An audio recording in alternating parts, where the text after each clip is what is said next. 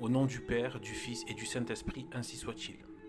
Alors, je refais mon avertissement habituel, c'est-à-dire que je suis CD-vacantiste. CD-vacantiste, c'est tout simple, c'est juste qu'on est des catholiques et juste on tient à la tradition catholique et à l'Église catholique telle qu'elle a fonctionné durant 1800 ans, c'est-à-dire voilà, traditionnelle, apostolique et qui garde entier le dogme de l'Église catholique. Et nous estimons que depuis Jean 23, depuis donc Vatican II aussi, eh bien, l'Église catholique a arrêté de comment dire, d'avoir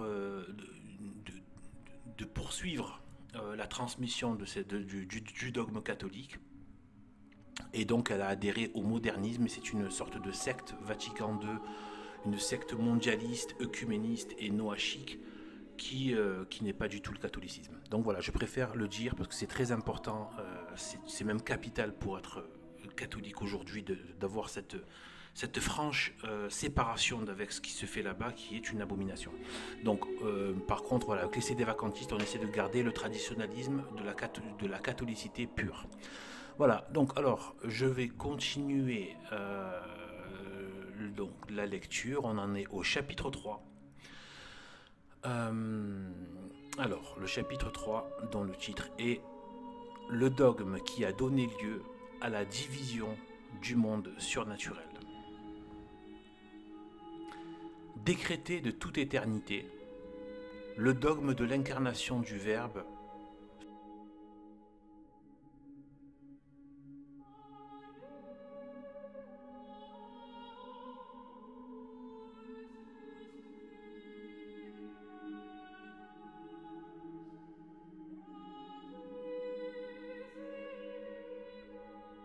fut, à son heure, proposé à l'adoration des anges.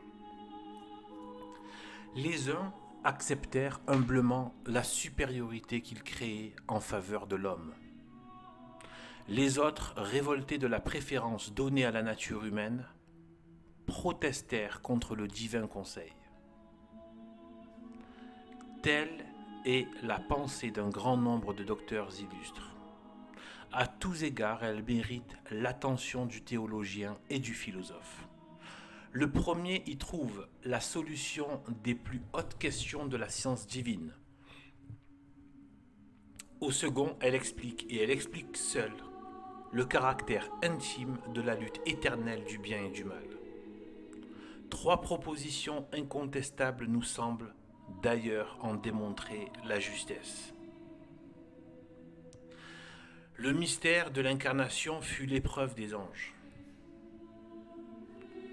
Si, 1. Ils ont eu connaissance de ce mystère. Si, 2. Ce mystère était de nature à blesser leur orgueil et à exciter leur jalousie. Si, 3. Le Verbe incarné est l'unique objet de la haine de Satan et de ses anges. Écoutons les docteurs établissant cette triple vérité. Dès le commencement de leur existence, dit saint Thomas, tous les anges connurent de quelque manière le mystère du règne de Dieu accompli par le Christ. Mais surtout à partir du moment où ils furent béatifiés par la vision du Verbe. Vision que n'eurent jamais les démons, car elle fut la récompense de la foi des bons anges. Que tous les anges, sans exception, aient eu, dès le premier instant de leur création, une certaine connaissance du Verbe éternel, la raison s'élève jusqu'à le comprendre. Le Verbe est le soleil de vérité qui éclaire toute intelligence sortant de la nuit du néant. Il n'y en a pas d'autre. Miroir d'une rare perfection, les anges ne purent pas ne point réfléchir quelques rayons de ce divin soleil, dont ils étaient les images les plus parfaites. Mais, bien qu'ils eussent la conscience d'eux-mêmes et des vérités dont ils étaient en possession, ces rayons étaient encore voilés et ils devaient l'être. Créés dans l'état de grâce, les anges ne jouirent pas dès l'origine de la vision béatifique. Ils ne connurent donc qu'imparfaitement le règne de Dieu par le Verbe. Que ce Verbe adorable par qui tout a été fait serait le trait d'union entre le fini et l'infini, entre le Créateur et la création tout entière, et qu'ainsi il établirait glorieusement le règne de Dieu sur l'universalité de ses œuvres. Telles furent les connaissances rudimentaires des esprits angéliques. C'était en germe le mystère de l'incarnation ou de l'union hypostatique du Verbe avec la créature, mais rien de plus. Expliquant les paroles du Maître, les anges, dit un savant disciple de saint Thomas, ont une double connaissance du Verbe, une connaissance naturelle et une connaissance surnaturelle. Une connaissance naturelle par laquelle ils connaissent le Verbe dans son image, resplendissant dans leur propre nature. Cette première connaissance, éclairée de la lumière de la grâce et rapportée à la gloire de Dieu et du Verbe, constituait la béatitude naturelle dans laquelle ils furent créés. Toutefois, ils n'étaient pas encore parfaitement heureux, puisqu'ils étaient capables d'une plus grande perfection et qu'ils pouvaient la perdre, ce qui en effet eut lieu pour un grand nombre. Une connaissance surnaturelle ou gratuite en vertu de laquelle les anges connaissent le Verbe par essence et non par image, celle-là ne leur fut pas donnée au premier instant de leur création, mais au second après une libre élection de leur part. Prêtons maintenant l'oreille à Suarez, par la bouche de qui, dit Bossuet, parle toute l'école. Il faut tenir pour extrêmement probable le sentiment qui croit que le péché d'orgueil commis par Lucifer a été le désir de l'union hypostatique, ce qui l'a rendu dès le principe l'ennemi mortel de Jésus-Christ. J'ai dit que cette opinion est très vraisemblable et je continue de le dire. Nous avons montré que tous les anges dans l'état d'épreuve avaient eu révélation du mystère de l'union hypostatique qui devait s'accomplir dans la nature humaine.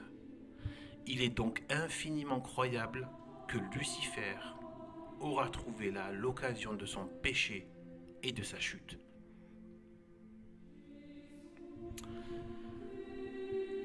Une des gloires théologiques du Concile de Trente, Catharin, soutient hautement la même opinion. Avec d'autres commentateurs, il explique ainsi le texte de saint Paul, et lorsqu'il l'introduisit de nouveau dans le monde, il dit que tous ses anges l'adorent.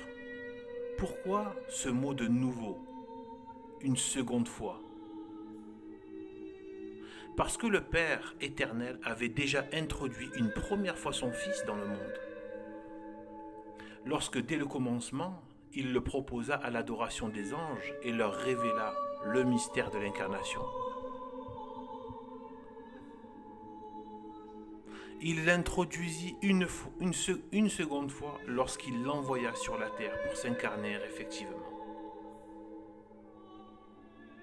Or, à cette première introduction ou révélation, Lucifer et ses anges refusèrent à Jésus-Christ leur adoration et leur obéissance.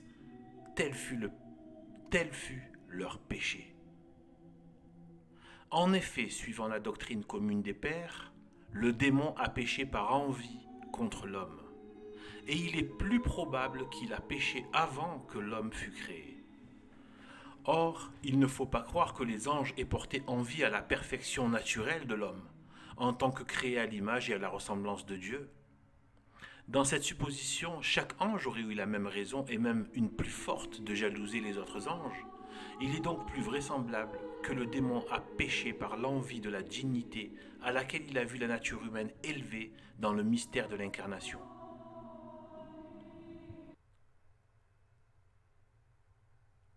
Au chapitre suivant, de nouvelles autorités viendront confirmer le sentiment de l'illustre théologien. Fin du chapitre 3. Au nom du Père, du Fils et du Saint-Esprit, ainsi soit-il.